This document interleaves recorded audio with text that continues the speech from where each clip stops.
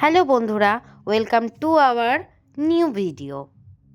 সবাই কেমন আছো? আশা করি সবাই ভালো আছো, আমিও ভালো আছি। আজকে রেসিপি চিকেন পকোড়া। খুব সহজ পদ্ধতিতে ঘরোয়া কিছু উপকরণ দিয়ে আমরা চিকেন পকোড়া খুব সহজেই বানাতে পারবো। চিকেন পকোড়া বানানোর জন্য আমরা এখানে কিছু উপকরণ নিয়ে নিয়েছি, যেমন ধনে গুঁড়ো, মিট মশলা, লাল লঙ্কার গুঁড়ো, একটা ডিম, টমেটো সস আর ভিনিগার। আর নিয়ে নিয়েছি 1/2 ইঞ্চি আদা, 2 কোয়া রসুন আর একটা ছোট সাইজের পেঁয়াজ। আর নিয়ে নিয়েছি 2 চামচ সুজি, 2 চামচ বেসন আর 2 চামচ কর্নফ্লাওয়ার। চিকেনটা সব মশলা এবং সুজি, বেসন, কর্নফ্লাওয়ার দিয়ে ম্যারিনেট করে নিলাম।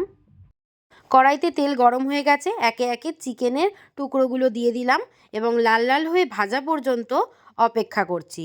লাল লাল করে ভাজা হয়ে গেলে আমরা সেগুলো প্লেটে তুলে নিলাম।